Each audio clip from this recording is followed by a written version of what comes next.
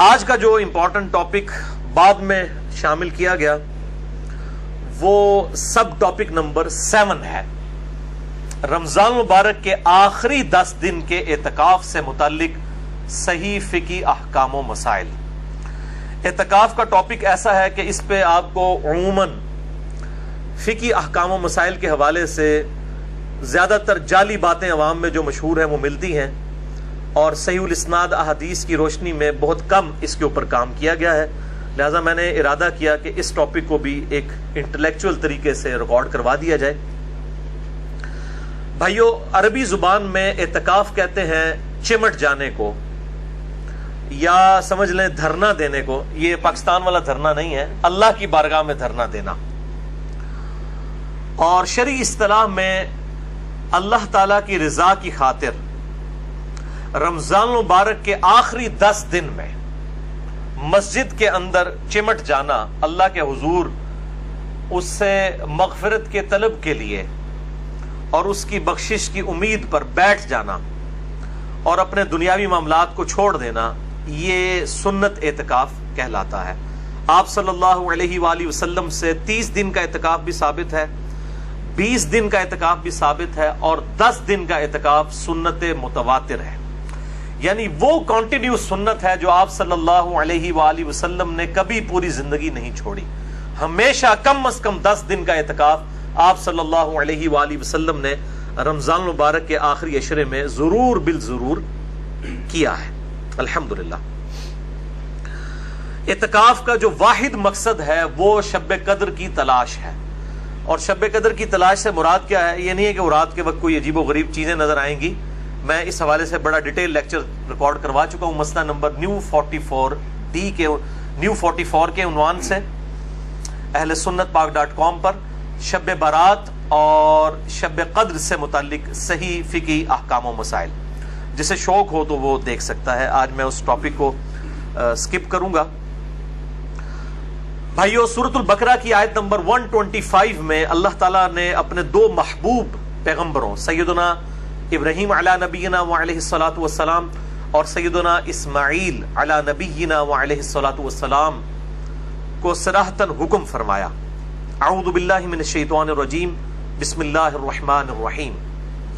وعہدنا الی ابراہیم واسماعیل، اور ہم نے عہد لیا تھا ابراہیم علیہ السلام سے اور ان کے بیٹے اسماعیل علیہ السلام سے، ان طہر بیتی للطائفین والعاکفین والرکع السجود، کہ میرے گھر کو پاک صاف رکھنا، اس گھر کے متولی بننا اور اس کی صفائی کا خیال رکھنا۔ نمبر 1 للطائفین، طواف کرنے والوں کے لیے۔ نمبر 2 والعاکفین، اور اعتکاف کرنے والوں کے لیے میرے گھر کو یعنی بیت اللہ کو پاک رکھنا۔ نمبر 3 والرکع السجود، اور رکوع اور سجدے کرنے والوں کے لیے بیت اللہ کو پاک و صاف رکھنا۔ اس سے یہ بات پتہ چلی کہ بیت اللہ شریف میں جو اعتکاف کی جو سنت ہے یہ آپ صلی اللہ علیہ وآلہ وسلم کی بعثت سے پہلے بھی جاری تھی۔ یہ سنت ایسی نہیں ہے جو امت محمدیہ صلی اللہ علیہ وآلہ وسلم میں کوئی نئی چیز آئی ہے، بلکہ یہ سنت ابراہیمی ہے، اور اللہ تعالیٰ نے سیدنا ابراہیم علیہ السلام کو حکم فرمایا تھا کہ بیت اللہ کو پاک و صاف رکھا جائے۔ نمبر 1 طواف کرنے والوں کے لیے، نمبر 2 اعتکاف کرنے والوں کے لیے، اور نمبر 3 رکوع اور سجدے یعنی نماز پڑھنے والوں کے لیے۔ بھائیو، سورۃ البقرہ ہی میں جو رمضان المبارک کے کانٹیکسٹ میں رکوع نمبر 23 ہے، اس میں ایک آیت ہے سورۃ البقرہ آیت نمبر 187، جس میں اشارتاً اعتکاف کا بھی ذکر آیا۔ وَلَا تُبَاشِرُوهُنَّ وَأَنْتُمْ عَاكِفُونَ فِي الْمَسَاجِدِ، اور اپنی بیویوں کے ساتھ ازدواجی تعلق مت قائم کرو جبکہ تم مسجد میں اعتکاف کی حالت میں ہو۔ یعنی عورتیں بھی مسجد میں اعتکاف بیٹھا کرتی تھی اس زمانے میں، امہات المومنین بھی اور باقی عورتیں بھی۔ اللہ تعالیٰ نے حکم فرمایا کہ اگر کوئی میاں بیوی اعتکاف مسجد میں بیٹھے ہیں تو وہ ازدواجی تعلق قائم نہیں کر سکتے، ورنہ ان کا اعتکاف ٹوٹ جائے گا۔ تو اس میں بھی اشارتاً اعتکاف کا ذکر آیا کہ مساجد کے اندر اعتکاف ہو سکتا ہے، یہ سنت ہے۔ جہاں تک اعتکاف کی فضیلت ہے تو اس حوالے سے صوفیاء کی کتابوں میں آپ کو بہت ساری روایتیں مل جائیں گی۔ کیمیاء سعادت کے اندر، تذکرۃ الواعظین کے اندر اور کتابوں کے اندر، لیکن ان میں سے کوئی بھی اصول محدثین پر مضبوط روایت نہیں ہے. اسی لیے کیٹاگوریکل ڈیسیژن ہے محدثین کا رحمہم اللہ اجمعین کہ اعتکاف کی فضیلت کے اوپر، کوئی پرٹیکولر فضیلت کے اوپر کوئی بھی صحیح حدیث روئے عرض پہ موجود نہیں ہے. بہرحال میرے نزدیک یہی فضیلت کافی ہے کہ اللہ تعالیٰ نے اسے انڈورس کیا ہے اور اپنے انبیاء کرام علیہ السلام کو حکم دیا ہے کہ میرے جو بندے اعتکاف کے لیے مسجد میں آتے ہیں ان کے لیے مسجد کو صاف رکھو. اور اس حوالے سے احکامات بھی احادیث کے اندر آئے ہیں. تو یہ خود بہت بڑی فضیلت ہے کہ انسان دنیاوی معاملات کو چھوڑ کر پورے پیشن کے ساتھ، پوری ڈیڈیکیشن کے ساتھ اللہ تعالیٰ کی بارگاہ میں حاضر ہو جائے. اللہ تعالیٰ ہم سب کو توفیق عطا فرمائے، آمین. اس حوالے سے ایک بڑی مشہور روایت پیش کی جاتی ہے جو اہل سنت کی مین سٹریم کی 3 کتابوں کے اندر موجود ہے. نمبر 1 الموجم الاوسط امام طبرانی کی کتاب میں، نمبر 2 شعب الایمان امام بیہقی کی کتاب میں، اور نمبر 3 المستدرک للحاکم میں. ان تینوں کے اندر یہ روایت موجود ہے، لیکن یہ روایت مردود ہے. بڑی مشہور روایت ہے کہ سیدنا ابن عباس رضی اللہ تعالیٰ عنہ کے بارے میں آتا ہے کہ وہ مسجد میں اعتکاف بیٹھے ہوئے تھے تو کوئی شخص جو ہے وہ ان کے پاس آیا اور اس نے کہا کہ میں فلاں شخص کا جو مقروض ہوں اور میں نے اس کا قرضہ دینا ہے اور مجھے وہ ڈھیل نہیں دے رہا، آپ میری سفارش کریں. تو ابن عباس جو ہے وہ مسجد سے اعتکاف توڑ کے باہر نکل گئے اور جا کے اس کی سفارش کی. اور جب اس شخص کے پاس گئے سفارش کے لیے، اس کو پتا چلا کہ ابن عباس آئے ہیں، تو اس نے جو ہے وہ قرضہ ہی معاف کر دیا، یعنی ان کے پروٹوکول کے اندر. تو دوسرے ساتھی نے کہا کہ اے ابن عباس، آپ تو اعتکاف بیٹھے ہوئے تھے، آپ نے اعتکاف کیوں توڑ دیا؟ تو ابن عباس نے فرمایا کہ میں نے اعتکاف اس لیے توڑا کہ کسی مسلمان بھائی کے لیے اس کی مصیبت اور پریشانی کے لیے دوڑ دھوپ کرنا یہ اللہ تعالیٰ کے حضور 20 سال کے اعتکاف سے بہتر ہے. اور پھر ساتھ ہی ارشاد فرمایا ابن عباس نے کہ جو شخص ایک دن کا اعتکاف کرے اللہ کے حضور، تو میں نے نبی صلی اللہ علیہ وآلہ وسلم سے یہ بات سنی کہ اللہ تعالیٰ اس کے چہرے اور دوزخ کے درمیان 3 بڑی بڑی خندقیں حائل کر دیتا ہے جن کی چوڑائی جو ہے زمین و آسمان کے فاصلے کے برابر ہے.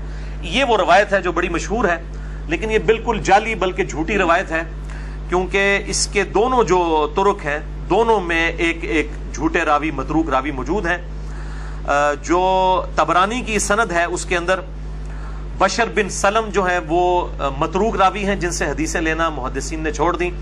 اور المستدرک للحاکم میں محمد ابن معاویہ یہ ایک راوی ہے جو کذاب راوی ہے محدثین کے ہاں، لہٰذا یہ بالکل جعلی روایت ہے. شیخ البانی رحمہ اللہ تعالی اور شیخ زبیل زئی رحمہ اللہ تعالی دونوں نے اس حدیث کو بالکل جعلی اور فیبریکیٹڈ ڈکلیئر کیا ہے. اور شیخ البانی نے سلسلہ احادیث ضعیفہ جو ہے، السلسلۃ الضعیفہ جو ہے ان کا، ایک ہے السلسلۃ الصحیحہ جو صحیح احادیث کا مجموعہ ہے، ایک ضعیف اور من گھڑت احادیث والموضوع اور موضوع احادیث کا جو مجموعہ ہے شیخ البانی نے جمع کیا ہے، اس میں اس روایت کو لے کے آئے ہیں. اچھا، سورۃ البقرہ کی آیت نمبر 187 جو ہم نے سنی، وَلَا تُبَاشِرُوهُنَّ وَأَنْتُمْ عَاكِفُونَ فِي الْمَسَاجِدِ، اپنی بیویوں کے ساتھ ازدواجی تعلق قائم نہ کرو جبکہ تم مسجد میں اعتکاف میں ہو. اس کے اندر یہ اشارہ ہے کہ عورتیں بھی مسجد میں اعتکاف بیٹھ سکتی ہیں، اور سنت بھی ہے، احادیث بھی آ جائیں گی آگے. لیکن یہاں پر ایک بات ضرور یاد رکھیں کہ اگر فتنے کا ڈر ہو، جس طرح کہ آج کل کے زمانے میں یہ ویڈیو کیمرے کا اور تصاویر کا فتنہ ہے، اور عین ممکن ہے کہ ایسی عورتیں جو بیچاری عوام کے سامنے کبھی بھی بے پردہ نہیں آتی، ان کی ویڈیوز بنا کے کوئی بد دیانت خاتون جو ہے وہ نیٹ کے اوپر چڑھا دے، عین ممکن، آج کل تو کچھ بھی ہو سکتا ہے. لہٰذا اس دور کے اندر میں نہیں سمجھتا کہ جب تک مکمل تحقیق نہ کر لی جائے اس وقت تک کسی عورت کو مسجد میں اعتکاف بٹھایا جائے، کیونکہ حالات و واقعات فیوریبل نہیں ہیں. آج کل تو خفیہ کیمرے لگے ہوئے ہیں، ہوٹلوں کے اندر لگے ہوئے ہیں، اور میاں بیوی جو ہیں وہ ہنی مون منانے کے لیے چلے جاتے ہیں ہوٹلوں میں، اور بعد میں جناب ان کی ویڈیوز جو ہیں وہ نیٹ کے اوپر چڑھی ہوتی ہیں، کیونکہ بالکل چھوٹے چھوٹے کیمرے آ گئے ہیں. وہ کبھی لائٹس کے اندر، کبھی کسی آپ سمجھ لیں شو پیس کے اندر وہ چھپا کے لگا دیتے ہیں، اور یہی کام مسجدوں کے اندر بھی ہو سکتا ہے. یہ کوئی یعنی آپ سمجھ لیں ناممکنات میں سے نہیں ہے. تو اس لیے میں تو بالکل اس چیز کو انڈورس نہیں کروں گا، اور میری سپورٹ میں وہ حدیث ہے جو بخاری اور مسلم دونوں میں موجود ہے۔ اما عائشہ رضی اللہ تعالی عنہا وسلام اللہ علیہا کہتی ہیں کہ اگر نبی علیہ السلام میرے زمانے کی عورتوں کو دیکھ لیتے تو ان پر مسجد میں جانے پہ بھی پابندی لگا دیتے۔ یہ اما عائشہ اپنے زمانے کے بارے میں کہہ رہی ہیں حضور کی وفات کے بعد، بخاری اور مسلم دونوں میں یہ حدیث موجود ہے۔ اور اما عائشہ سے بڑھ کر کون نبی صلی اللہ علیہ وآلہ وسلم کے مزاج سے واقف ہو سکتا تھا، مزاج رسول سے آشنا تھی آپ رضی اللہ تعالیٰ عنہ، اور وہ کہہ رہی ہیں کہ اگر میرے زمانے کی عورتوں کے حالات آپ صلی اللہ علیہ وآلہ وسلم دیکھ لیتے تو مسجد میں جانے سے بھی روک دیتے۔ تو اعتکاف، یہ تو اس زمانے کی بات ہو رہی ہے 1400 سال پہلے، میں تو آج کی بات کر رہا ہوں 3 جون 2017 کی۔ تو یہاں کے حالات و واقعات اور کیمرے کا جو فتنہ ہے کس طرح ابھر کر اس وقت پبلکلی سامنے آیا، لہٰذا اس صورتحال میں بچنے میں ہی عافیت ہے۔ اور اس حوالے سے میں نے ڈیٹیل لیکچر بھی دیا ہے عورتوں کے پردے کے حوالے سے، اس میں نے اس طرح کی کئی احادیث ہیں مکمل ڈیٹیل کے ساتھ، ان کے انٹرنیشنل نمبر بھی احادیث کے بتائے ہیں، مثلا نمبر 161B عورتوں کے پردے سے ریلیٹڈ احکامات کے اوپر۔ لہٰذا میں اجتہاداً یہ سمجھتا ہوں کہ آج کے دور کے اندر اگر مسجد بیت کے اندر، یعنی گھر میں جو مسجد ڈکلیئر کی جاتی ہے، اور بخاری و مسلم میں کئی احادیث ہیں کہ کئی صحابیات تھیں جو آپ صلی اللہ علیہ وآلہ وسلم کے پاس حاضر ہوتی تھیں کہ یا رسول اللہ آپ ہمارے گھر میں آ کے ایک کونے میں نماز پڑھ لیں، ہم اس گھر کے حصے کو مسجد ڈکلیئر کر دیں۔ تو اس زمانے میں بھی صحابہ کرام اپنے گھر کے کسی ایک کونے یا گوشے کو مسجد کے طور پر ڈکلیئر کرتے تھے گھر کی عورتوں کے نماز پڑھنے کے لیے، کیونکہ عورت کا گھر میں نماز پڑھنا مسجد میں پڑھنے سے افضل ہے۔ یہ صحیح الاسناد حدیث سے ثابت ہے، مثلا نمبر 161B میں نے ڈیٹیل سے یہ 17 کے قریب احادیث الحمدللہ بیان کی ہیں، آج مان لی کہ میں ان کی ڈیٹیل میں جاؤں۔ تو لہٰذا اس طرح کی جو مسجد بیت ہیں، گھر میں ڈکلیئر کی ہوئی مسجدیں، اس کے اندر اگر عورتیں اعتکاف کر لیں تو اس کے اوپر جو سلفی اہل حدیث علماء خام خواہ فتویٰ لگاتے ہیں، اور بیسیکلی وہ فتویٰ اس لیے لگتا ہے کہ چونکہ حنفی قائل ہیں گھر میں جو ہے وہ اعتکاف کرنے کے، اس لیے اہل حدیث دوسرے معاملے میں بہت ضد کے اندر آئے ہوئے ہیں اس مسئلے میں کہ نہیں جی گھر میں عورت اعتکاف کر ہی نہیں سکتی، یہ تو ایک نفلی عبادت ہے، نہ بھی کرے تو خیر ہے، مطلب انہیں گھر میں نہیں کرنے دینا۔ تو اب جب مسجد کے اندر حالات و واقعات ایسے نہیں ہیں، اور نبی علیہ السلام نے عورتوں کو ترغیب دلائی ہے کہ وہ گھروں کے اندر نماز پڑھیں، اور بخاری مسلم میں حدیث ہے مردوں کے لیے بھی فرض کے علاوہ نفلی نماز جو ہے وہ گھر میں پڑھنا افضل ہے، تو گھر میں تو مسجد بیت ہونی چاہیے، اس کے اندر اگر عورتیں اعتکاف کر لیتی ہیں تو میرا خیال ہے اس میں کوئی حرج نہیں ہے۔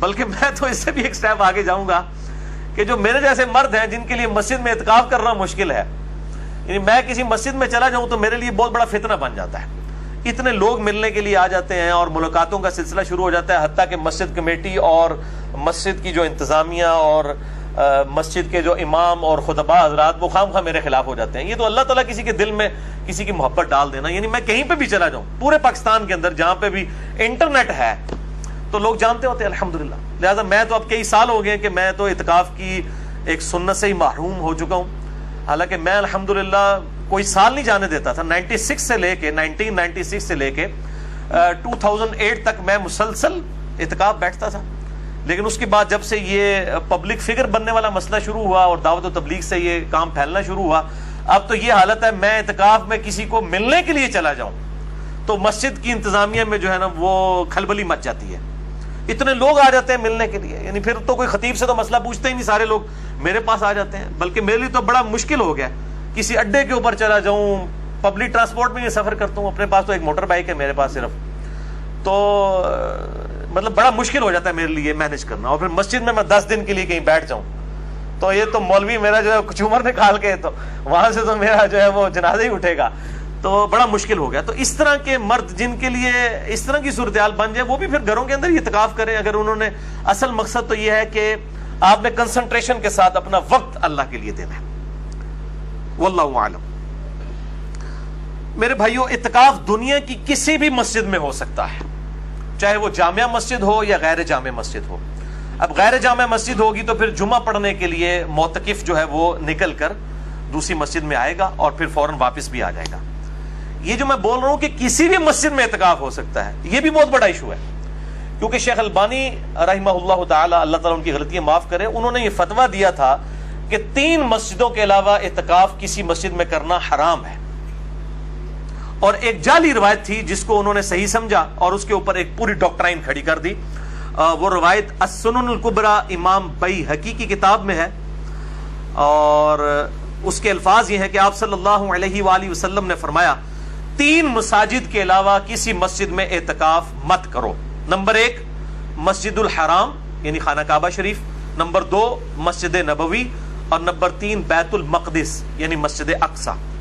لیکن یہ روایتی جعلی ہے، اس میں سفیان بن عیینہ مدلس ہیں اور ان سے روایت کر رہے ہیں اور سما کی تصریح کوئی نہیں ہے، لہذا شیخ زبیر زئی رحمہ اللہ تعالی نے اس معاملے میں شیخ البانی کے اوپر گرفت بھی کی اور اس روایت کو جعلی ڈکلیئر کیا۔ اب یہ دیکھ لیں یہ روایت قرآن کے بھی خلاف ہے، کیونکہ قرآن پاک میں تو کیٹیگوریکل مینشن ہوا کہ جب تم مسجدوں میں اعتکاف کرو، وہاں پر یہ نہیں آیا کہ 3 حرم کے اندر اعتکاف کرو، وہ جرنل آیا سیگا، لہذا دنیا کی کسی بھی مسجد میں اعتکاف ہو سکتا ہے۔ یہ تفرد ہے شیخ البانی کا، امت کا اجماع اس کے بالکل خلاف ہے، امت کا اجماع ہے اس معاملے میں کہ اعتکاف کسی بھی مسجد کے اندر کیا جا سکتا ہے الحمدللہ۔ البتہ اس کانٹیکسٹ میں وہ حدیث بالکل ٹھیک ہے جو بخاری اور مسلم دونوں میں ہے، اور مشکات میں اس کا نمبر ہے 693 کہ آپ صلی اللہ علیہ وآلہ وسلم نے فرمایا 3 مسجدوں کے علاوہ کسی اور مسجد کی نیت سے، ایکسٹرا آرڈنری ثواب کی نیت سے اونٹوں کے کجاوے مت کسو۔ نمبر 1 مسجد حرام، نمبر 2 مسجد اقصی یعنی بیت المقدس، اور نمبر 3 مسجد نبوی۔ وہ حدیث بالکل ٹھیک ہے کہ ایکسٹرا آرڈنری ثواب کی نیت سے کہ فلاں مسجد میں جا کے نماز پڑھوں گا تو مجھے زیادہ ثواب ملے گا، یہ نیت صرف 3 مسجدوں کے لیے ہو سکتی ہے۔ نمبر 1 بیت اللہ شریف کے ساتھ جو مسجد الحرام ہے، نمبر 2 مسجد نبوی، اور نمبر 3 مسجد اقصی بیت المقدس یا جسے ایلیا بھی کہا جاتا ہے۔ وہ حدیث بالکل ٹھیک ہے، لیکن اعتکاف دنیا کی کسی مسجد میں ہو سکتا ہے۔ ظاہر ہے اسلام تو ایک یونیورسل دین ہے پوری دنیا کے اندر۔ اب یہ تو نہیں ہے کہ پاکستان کے لوگوں نے اعتکاف بیٹھنا ہے تو اب وہ ویزا لگوا کے تو جو ہے وہ سعودیہ جائیں، اور یہ تو بڑی مصیبت کھڑی ہو جائے گی۔ تو لا یکلف اللہ نفسا الا وسعها، اور اس سے یہ بات بھی پتہ چلی کہ جو جھوٹی اور جعلی روایتیں ہیں وہ نظر آتا ہے کہ جعلی روایتیں ہیں اور وہ قرآن کے بھی خلاف ہوتی ہیں، تو یہ بالکل جعلی روایت ہے۔ سفیان بن عیینہ اس میں مدلس ہیں، ان سے روایت کر رہے ہیں اور سما کی تصریح کوئی موجود نہیں ہے۔ اب اسی کانٹیکسٹ میں پرٹیکولرلی اعتکاف سے ریلیٹڈ میں انشاءاللہ کل 10 صحیح الاسناد احادیث انشاءاللہ بیان کروں گا ایک انٹلیکچوئل ترتیب کے ساتھ۔ اور یہاں پہ یہ بات بھی یاد رکھیں، یہ جو 3 مسجدوں کے علاوہ اونٹ کے کجاوے نہ کسے جائیں، اس کانٹیکسٹ میں امام ابن تیمیہ اور امام علی السبکی نے بڑا غلو کیا ہے، اور روزہ رسول کی حاضری کے بارے میں دونوں نے اپنے اپنے ایکسٹریم رویے جو ہیں وہ اختیار کیے ہیں۔ میں نے اس پہ الگ سے ایک لیکچر ریکارڈ کروا دیا ہے، مسئلہ نمبر 54D قبر رسول کی حاضری کے اوپر صلی اللہ علیہ وآلہ وسلم۔ 54C بھی ہے، 54D بھی ہے۔ 54D میں میں نے جو ہے وہ بڑی ڈیٹیل کے ساتھ روایتیں قبر رسول کی حاضری سے ریلیٹڈ بیان کی ہیں، اور 54C کے اندر میں نے امام ابن تیمیہ جو سلفیوں کے امام ہے اور دوسری طرف امام علی السبکی، دونوں ایک ہی زمانے میں گزرے ہیں اور دونوں شیخ الاسلام ہیں۔ یہ اندازہ کریں، یہ شیخ الاسلام کا لقب جو ہے نا جس کا جو دل کرتا ہے وہ لگاتا ہے۔ ڈاکٹر طالب قادری صاحب نے بھی لگا لیا، ان کے مقابلے میں ڈاکٹر جو ہے وہ آصف اشرف جلالی صاحب بھی اپنے ساتھ شیخ الاسلام لگانا شروع ہو گئے۔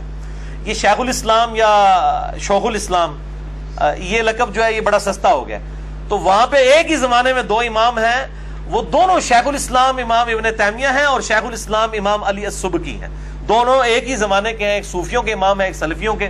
دونوں نے قبر رسول صلی اللہ علیہ وآلہ وسلم کی حاضری کے معاملے میں غلو کیا ہے، اور میں نے دونوں کا رد کر کے اہل سنت کا جو منہج درمیان میں ہے مسئلہ نمبر 54C کے اندر بیان کیا ہے، جسے شوق ہو تو وہ دیکھ سکتا ہے۔ بہرحال اب اعتکاف کے کانٹیکسٹ میں کل 10 صحیح الاسناد احادیث میں انشاءاللہ بیان کروں گا ایک انٹلیکچوئل ترتیب کے ساتھ۔ الٹ اپ ایٹ رینڈم نہیں ہے، میں نے بڑی محنت سے ان کو ترتیب دیا ہے، اور میں انشاءاللہ ان کے نمبرز بھی ساتھ ساتھ انٹرنیشنل بتاتا جاؤں گا، اور جو احادیث مشکات کے اندر ہے میں انشاءاللہ مشکات کے نمبر بھی بتاؤں گا۔ اور مشکات کو میں نے ڈکلیئر کیا ہے مشکات از دا انسائکلوپیڈیا آف حدیث، اہل سنت کی مین سٹریم کی کم از کم 13 کتابوں کا یہ مجموعہ ہے، بخاری، مسلم، ترمذی، ابو داؤد، نسائی، ابن ماجہ، الموطا امام مالک، مسند احمد، سنن الکبریٰ البیہقی، المستدرک للحاکم، اور کئی کتابوں کی یہ نوٹس ہیں۔ 6294 احادیث کا مجموعہ، امام ولی الدین تبریزی المتوفی 748 ہجری، آج سے 800 سال پہلے یہ انہوں نے کتاب لکھی، شیخ زبیر زئی رحمہ اللہ تعالیٰ کی تحکیم تخریج کے ساتھ۔ اہل سنت پاک.com ہماری ویب سائٹ کے اوپر 3 PDF اس کے رکھے ہیں، جسے شوق ہو تو وہ ضرور ڈاؤن لوڈ کر کے اسے پڑھیں، میں اس کے نمبر بھی ساتھ ساتھ بتاؤں گا۔ اور یہ چونکہ سیکنڈری بک ہے مشکات، اس کے فٹ آپ کو پرائمری کتابوں کے نمبرز بھی مل جائیں گے. یہ میں اس لیے حوالہ دیتا ہوں کہ آپ کو اتنی کتابیں لینے کی بجائے 3 PDF رکھ لیں تو آپ یہ سمجھ لیں جس طرح وہ نوکیا کا موبائل یوزر فرینڈلی ہے نا، احادیث کی کتابوں میں سب سے یوزر فرینڈلی جو حدیث کی کتاب ہے یہ مشکات المصابیح ہے الحمدللہ. اس لیے میں نے پورا لیکچر اس کے اوپر دیا ہے، مسئلہ نمبر 111B مشکات المصابیح کا مکمل تعارف. اعتکاف کے حوالے سے پہلی حدیث بخاری اور مسلم دونوں میں ہے، مشکات میں اس کا نمبر ہے 2097. اما عائشہ رضی اللہ تعالیٰ عنہ کہتی ہیں کہ نبی صلی اللہ علیہ وآلہ وسلم رمضان مبارک کے آخری عشرے میں اعتکاف فرمایا کرتے تھے حتیٰ کہ آپ کی وفات ہو گئی، یعنی ہمیشہ آپ نے اعتکاف کیا. اور آپ کی وفات کے بعد آپ کی ازواج مطہرات یعنی آپ کی بیویاں بھی مسجد نبوی کے اندر اعتکاف فرمایا کرتی تھیں. دوسری حدیث صحیح بخاری میں ہے، مشکات میں 2099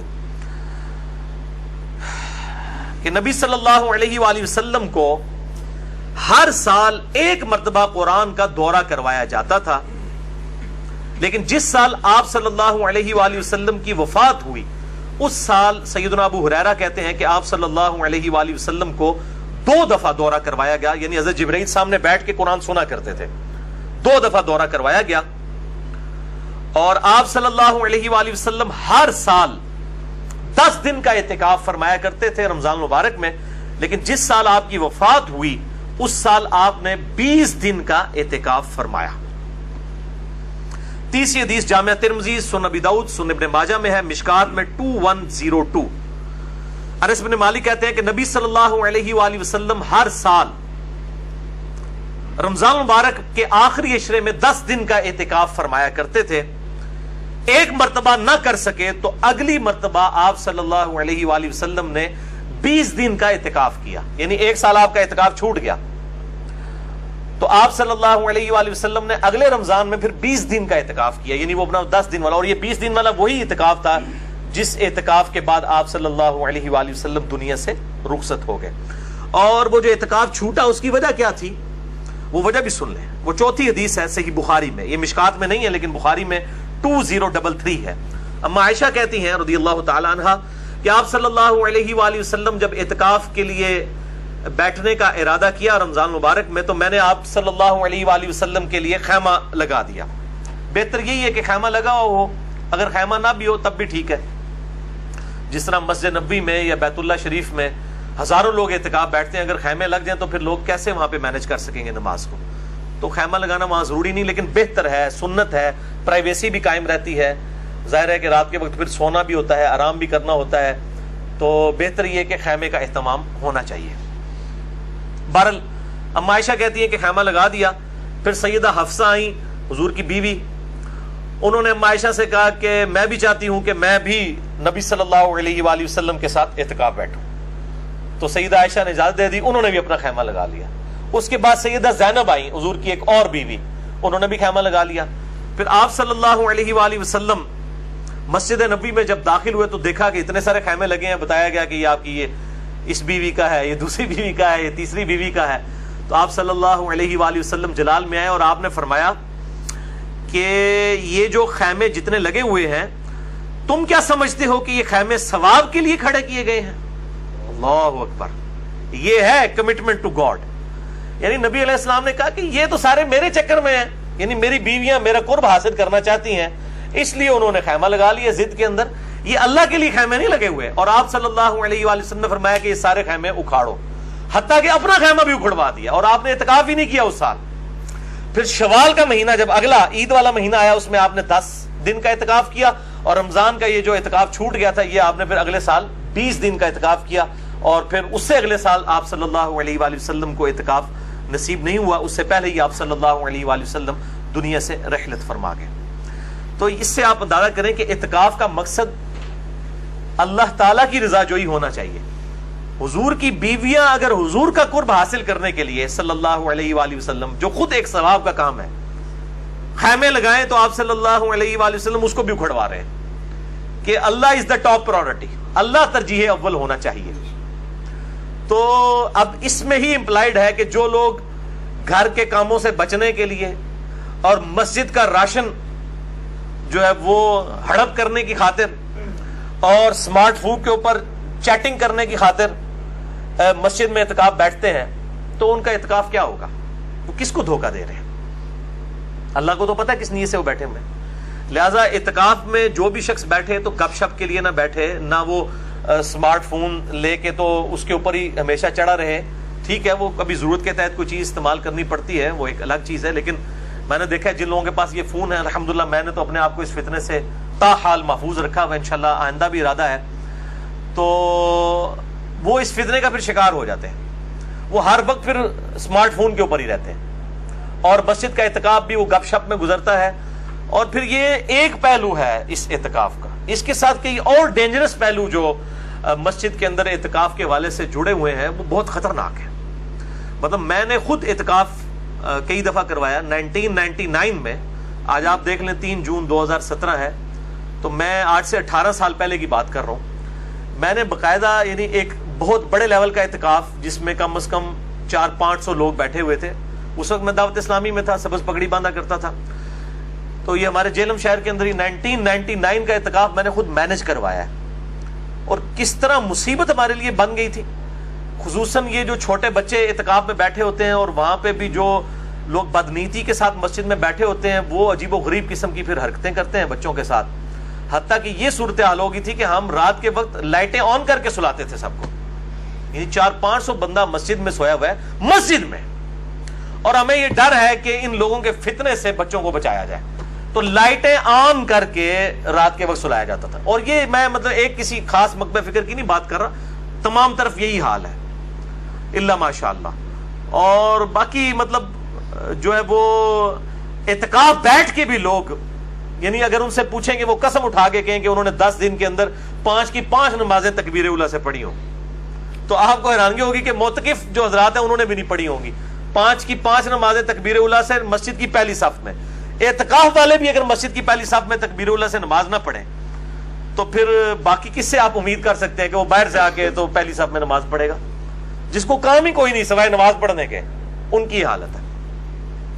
تو اس حوالے سے بڑی جو ہے وہ خطرناک چیزیں بھی ہیں. اعتکاف میں نہیں سمجھتا کہ چھوٹے بچوں کو اعتکاف بٹھایا جائے, بہت چھوٹے بچوں کو, اور ایسی جگہ پہ اعتکاف بیٹھیں جہاں پر یعنی علم دین کے حوالے سے کچھ سیکھنے کا موقع ملے, کچھ سیکھنے کا, ضرورت سے زیادہ نہیں. بعض مسجدیں ایسی ہیں جہاں فجر کے بعد بھی درس, زہر کے بعد بھی درس, مطلب ایک دن کے اندر اتنے درس ہوتے ہیں کہ وہ بندے جو بیچارے اعتکاف والوں کو تو مجبوراً وہ درس سننا پڑتا ہے. وہ تو باہر نکل کے بھاگ بھی نہیں سکتے, اٹھ بھی نہیں سکتے. اگر اٹھ کے اپنے خیمے میں بھی چلے جائیں تو ان کو کئی لوگ ہیں جو ٹونٹ کریں گے, جناب اعتکاف بیٹھے ہیں, اعتکاف بیٹھنا ہے درس ہی کیوں نہیں بہندے. تو ان بیچاروں نے تو مجبوراً بیٹھنا ہوتا ہے. تو اجتماعی اعتکاف جہاں پہ بھی ہو رہے ہیں وہاں پہ بھی خیال کرنا چاہیے کہ بس اتنا ہی اجتماعی اعتکاف کا فائدہ اٹھائیں کہ کسی کو علم دین کے حوالے سے کوئی چیز ملے, بجائے کہ وہ مترفر ہو کر اٹھے. اور اسی طریقے سے لوگ اعتکاف کے اندر کہتے ہیں جی میں 3 قرآن ختم کر دیتے, میں 4 قرآن ختم کرتے, اور پائی کوئی قرآن ختم نہ کرو, خدا دا نہ جائے, پامیں ایک سپارہ ہی پڑھ لو, لیکن کم از کم ترجمے کے ساتھ قرآن حکیم کو ضرور پڑھیں. اعتکاف والوں کے پاس ٹائم ہوتا ہے, کم از کم ایک دفعہ وہ یعنی اس چیز کے اوپر امفسائز کریں کہ ہمارا رب ہم سے کیا چاہتا ہے. تو وہ صرف عربی پڑھنے سے نہیں ہوگا بلکہ اس کا ترجمہ بھی پڑھا جائے.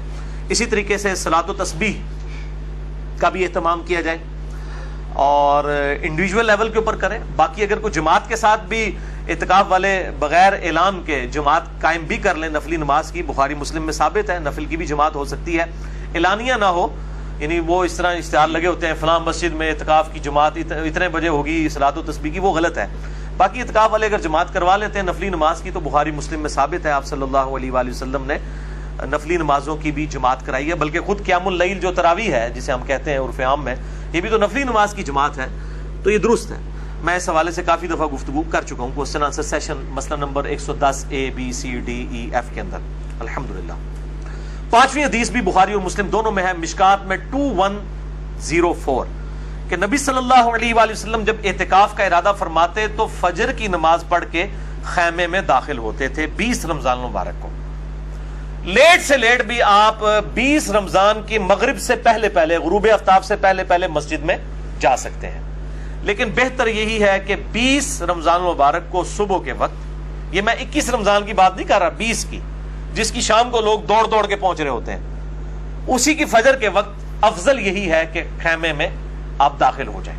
یہ آخری ہے ایز اے لاسٹ ریزالٹ کے 20 رمضان کی مغرب سے پہلے پہلے آپ مسجد میں داخل ہو جائیں. بہتر یہ ہے کہ فجر کے بعد جو سنت بھی ہے. چھٹی حدیث بھی بخاری اور مسلم دونوں میں ہے جس میں اعتکاف کا مقصد بھی آ جائے گا. مشکات میں 2086 کہ آپ صلی اللہ علیہ وآلہ وسلم نے رمضان کے پہلے 10 دن کا اعتکاف کیا, اس کے بعد پھر اگلے 10 دن کا اعتکاف کیا, اور پھر آپ صلی اللہ علیہ وآلہ وسلم نے سر مبارک خیمے سے باہر نکالا اور فرمایا کہ میں نے پہلے 10 دن اعتکاف کیا کہ مجھے شب قدر مل جائے, تو نہیں ملی, پھر اگلے 10 دن بھی نہیں ملی. اب میرے پاس ایک فرشتہ آیا اور اس نے مجھے بتایا ہے, اللہ تعالیٰ کی طرف سے وحی لے کر آیا کہ رمضان المبارک کے آخری عشرے کی طاق راتوں میں 21ویں 23ویں 25ویں 27ویں اور 29ویں میں آپ صلی اللہ علیہ وآلہ وسلم جو ہیں وہ شب قدر کو تلاش کریں. مجھے خواب دکھائی گئی ہے کہ اس رات جب میں صبح نماز فجر پڑھاؤں گا تو نماز فجر پڑھانے کے بعد میرے ماتھے پر کیچڑ کا نشان ہوگا. اور صحابہ کہتے ہیں کہ 21ویں رات کو اتنی بارش ہوئی کہ مسجد نبوی ٹپک پڑی, اور آپ صلی اللہ علیہ وآلہ وسلم جب نماز پڑھ کر صحابہ کرام کی طرف متوجہ ہوئے تو آپ کے ماتھے پر کیچڑ کا نشان تھا, چونکہ وہ زمین بھی گلی ہو چکی تھی. ڈھک مٹی پہ ہی آپ صلی اللہ علیہ وآلہ وسلم سجدہ کرتے تھے, یہی افضل ہے. چٹائی کا تو صرف جواز ہے, افضل تو مٹی پہ سجدہ کرنا ہے. تو صحابہ کہتے ہیں ہمیں سمجھ آ گئی کہ یہ رات شب قدر تھی. یعنی صحابہ کو بھی وہ رات گزرنے کے بعد فجر کے بعد پتہ چلا, یہ نہیں ہوتا کوئی چیز نظر آنی ہوتی ہے. تو اب یہ علیحدہ سے ٹاپک ہے. مسئلہ نمبر نیو 44 میرا ریکارڈڈ ہے الحمدللہ, اور 73,000 سے زیادہ لوگ دیکھ چکے ہیں. یہ پچھلے دنوں میں ریکارڈ ہوا ہے مسئلہ نمبر 44 نیو 44 شب برات اور شب قدر کے اوپر. جسے شوق ہو تو وہ دیکھے, میں نے اس حوالے سے بڑی ڈیٹیل گفتگو کی ہے. 7ویں حدیث بھی بخاری اور مسلم دونوں میں ہے. مشکات میں 2100 اما عائشہ رضی اللہ تعالیٰ عنہ کہتی ہیں کہ جب آپ صلی اللہ علیہ وآلہ وسلم اعتکاف فرماتے تو آپ صلی اللہ علیہ وآلہ وسلم مسجد نبوی چونکہ ایڈجسنٹ تھی حجرہ عائشہ کے ساتھ, تو آپ صلی اللہ علیہ وسلم مسجد میں ہی سے جو کھڑکی کھلتی تھی آپ کے حجرے کی لیفٹ سائڈ کے اوپر, یعنی قبلہ رخ آپ کا ہو تو لیفٹ سائڈ کے اوپر حجرہ مبارک جہاں پہ آپ قبر مبارک ہے آپ صلی اللہ علیہ وآلہ وسلم کی, تو اس حجرے کی جو کھڑکی تھی وہ مسجد نبی میں کھلتی تھی. آپ صلی اللہ علیہ وسلم اپنا سر مبارک وہاں سے اندر کر دیتے تھے. اور اما عائشہ کہتی ہیں کہ میں بسا اوقات حالت حیض میں بھی ہوتی تھی, تب بھی آپ صلی اللہ علیہ وسلم کے علم میں بھی یہ بات ہوتی تھی, تو آپ صلی اللہ علیہ وسلم مجھ سے کنگھی کروایا کرتے تھے. اور آپ صلی اللہ علیہ وسلم میرے حجرے میں صرف اسی وقت تشریف لاتے تھے جب کوئی طبعی ضرورت ہوتی تھی انسانی, یعنی پیشاب وغیرہ کرنے کے لیے ہی آپ صلی اللہ علیہ وسلم مسجد سے باہر نکلا کرتے تھے, یا غسل وغیرہ کرنے کے لیے. باقی کنگھی کروانے کے لیے آپ صلی اللہ علیہ وسلم گھر میں نہیں جاتے تھے, بلکہ اس حجرے سے جو ہے وہ سر مبارک اما عائشہ کی طرف کر دیتے. آپ کے بال ظاہر گھنے تھے, کنگھی کرنا بھی ایک ایشو ہوتا ہے جب بال گھنے ہوں بڑے ہوں, تو اما عائشہ کے لیے بھی سعادت بن جایا کرتی تھی الحمدللہ. تو یہ جو طبعی ضرورت کے الفاظ ہیں اما عائشہ کے, تو طبعی ضرورت میں کھانا پینا, غسل کرنا, اسی طریقے سے ٹوائلٹ, یہ ساری کی ساری چیزیں طبعی ضرورت ہیں. ان کے لیے آپ اپنے گھر بھی آ سکتے ہیں اگر مسجد میں انتظام نہ ہو. اگر مسجد میں انتظام ہو جس طرح کہ آج کل ہوتا ہے پھر گھر آنے کی ضرورت نہیں ہے. اور یہ جو پبلک میں مشہور ہے کہ جی وضو والی جگہ پہ تھوڑی دیر بیٹھ کے بھی گپ شپ کر لی تو اعتکاف ٹوٹ گیا, کیونکہ وضو والی جگہ مسجد سے باہر ہوتی ہے. بھائی وضو والی جگہ مسجد کے اندر شامل ہے, وہ فنائے مسجد ہے. مسجد کی جو بڑی باؤنڈری ہے باہر والی, اس کے اندر جتنی چیزیں ہیں وہ مسجد کے اندر شامل ہیں, چاہے کوئی وضو خانہ ہو, کوئی مدرسہ ہو, ٹائلٹ بنا ہو, یہ سب کے سب مسجد میں شامل ہیں. اور اب خود الیاس قادری صاحب نے بھی اپنے اس فتوے سے رجوع کر لیا ہے, کیونکہ فتاوی رضویہ شریف میں وہ کہتے ہیں جی احمد صاحب بریلوی صاحب کا ایک فتاوی رضویہ چھپا ہے, تو اس میں فتویٰ نکل آیا کہ فنائے مسجد بھی مسجد میں داخل ہے. ورنہ ہم جب دعوت اسلامی میں تھے تو اگر کوئی بندہ وہ صابن سے چہرہ بھی دھو لیتا تھا نا وضو والی جگہ پہ, تو کہتے ہیں اعتکاف ٹوٹ گیا, کیونکہ صابن تو ضرورت میں سے نہیں ہے. اور فرض کے علاوہ غسل کرنے کے لیے کوئی باہر چلا گیا تو اس کا بھی اعتکاف ٹوٹ گیا. وہ کہتے ہیں جب تک غسل فرض نہیں ہوگا آپ غسل نہیں کر سکتے. اور یہی وجہ ہے کہ اکثر مسجدوں میں آپ کو بالکل بدبودار کپڑوں کے اندر جو ہے معتکف جو ہے وہ اللہ تعالیٰ سے آخرت کی امید پہ بیٹھے ہوئے ہیں. یعنی اسلام جو کہ صفائی نصف ایمان ہے, صحیح مسلم میں حدیث ہے 534 نمبر صحیح مسلم کے اندر انٹرنیشنل نمبر کے مطابق کہ صفائی نصف ایمان ہے, وہ مسلمان جو ہے مسجد کے اندر بدبو پھیلا رہا ہے. اور بخاری مسلم میں حدیث ہے کہ مسجد میں جو ہے وہ پیاز بھی نہ, کچا پیاز اور لہسن کھا کے نہ جاؤ کہ بدبو نہ آئے. آپ نے اعتکاف والے اگر 500-600 بندے اجتماعی اعتکاف میں بدبودار بٹھائے ہوئے ہیں, جن کو نہ آپ غسل کرنے دے رہے ہیں نہ کپڑے بدلنے دے رہے ہیں گرمیوں میں, جس طرح آج کل جون کے اندر روزے ہیں, تو اور جی وہ فرض غسل کے علاوہ باہر نہیں نکل سکتا, کپڑے نہیں بدل سکتا, ناخن نہیں کاٹ سکتا, بھائی سب کچھ کر سکتا ہے, کوئی ممانعت نہیں ہے. روزانہ کپڑے بدلے, روزانہ 10 دفعہ بے شک نہائے. میں نے تو حدیث سے ثابت کیا کہ آپ صلی اللہ علیہ وآلہ وسلم تو اپنا روزہ ٹھنڈا کرنے کے لیے بھی نہایا کرتے تھے, جسم کے اوپر گیلا کپڑا رکھا کرتے تھے. تو صاف رہنا یہ اولین ترجیح ہے. وہ کہتے ہیں جی جس کپڑے میں اعتکاف بیٹھے گا اسی میں اس کو اٹھنا ہے. انا للہ و انا الیہ راجعون. کوئی ایسا مسئلہ نہیں ہے, یہ سب کی سب چیزیں بالکل جعلی بنائی ہوئی ہیں. المصنف ابن ابی شیبہ میں ایک پورا چیپٹر ہے جس میں صحابہ کرام تابعین کے فتاوی موجود ہیں کہ وہ معتکف جو ہے وہ ایون اگر جامعہ مسجد نہیں ہے تو جمعہ پڑھنے کے لیے بھی اپنی مسجد سے نکل کے دوسری مسجد میں جا سکتا ہے. ایون یہاں تک ہے کہ کسی کا جنازہ بھی پڑھنے کے لیے جا سکتا ہے جبکہ وہ فالتو کسی کے پاس کھڑا نہ ہو. بعض تابعین کے نزدیک مریض کی عیادت کے لیے بھی جا سکتا ہے, جنازہ پڑھنے کے لیے بھی جا سکتا ہے, اس کا اعتکاف نہیں ٹوٹے گا. تو الحمدللہ دین کے اندر آسانی ہے. ایسا نہیں ہے کہ وہ خام خواہ ایک چیزیں مشہور کر دی ہوئی ہیں اور یہ خام خواہ لوگوں نے معاملات کو بگاڑ دیا ہے. 8ویں حدیث بھی بخاری اور مسلم دونوں میں ہے اور یہ مشکات میں نہیں ہے. بخاری میں اس کا نمبر ہے 2035, مسلم میں 5680. یہ بہت کریٹیکل حدیث ہے. میں نے اگلے دن بیان بھی کی تھی اپنے ای میلز کے حوالے سے بھی. سیدہ صفیہ بنت حیی بن اخطب رضی اللہ تعالی عنہا وسلام اللہ علیہا حضور کی بیوی تھی. یہ اعتکاف کی حالت میں حضور کو ملنے کے لیے آئیں. آپ صلی اللہ علیہ وآلہ وسلم اعتکاف بیٹھے ہوئے تھے. رات کے وقت میں مسلم شریف کے الفاظ ہے کہ ملنے کے لیے آئیں. اب رات آج کل کی رات نہیں تھی کہ اسٹریٹ لائٹس ہیں, بالکل گھپ اندھیرا ہے. آپ صلی اللہ علیہ وسلم کافی دیر تک ان کے ساتھ باتیں کرتے رہے. پھر آپ صلی اللہ علیہ وسلم ان کے ساتھ بڑی دور چلے گئے ان کو گھر چھوڑنے کے لیے. واپسی پہ آپ نے دیکھا کہ 2 انصاری اصحاب کھڑے ہیں جو آپس میں گفتگو کر رہے ہیں. آپ صلی اللہ علیہ وآلہ وسلم نے ان کو اپنی طرف متوجہ کیا اور آپ صلی اللہ علیہ وسلم نے فرمایا کسی سوچ کی ضرورت نہیں ہے, یہ میری بیوی صفیہ تھی جو مجھ سے ملنے آئی تھی. آپ نے اپنی کلیریفیکیشن دی. یہاں پہ کہتے ہیں حکمران کلیریفیکیشن نہیں دے سکتا عوام کو, مولوی اپنے فالوورز کو نہیں کلیریفیکیشن دے سکتا. حضرت صاحب نے فرما دیا, بس جو کچھ کر دیا. حضرت صاحب تو غلط ہو ہی نہیں سکتے. نبی علیہ السلام اپنی کلیریفیکیشن اصحاب کو دے رہے ہیں اور کہہ رہے ہیں کہ کسی کو سوچنے کی ضرورت نہیں ہے, میری بیوی صفیہ تھی جس کو میں چھوڑنے کے لیے گھر تک گیا تھا. تو صحابہ کرام نے کہا سبحان اللہ یا رسول اللہ. یہ یعنی ایک کلمہ جو ہے وہ حیرانگی کا بولا جاتا تھا. اللہ پاک ہے, ہم آپ کے بارے میں کب ایسا گمان کر سکتے ہیں.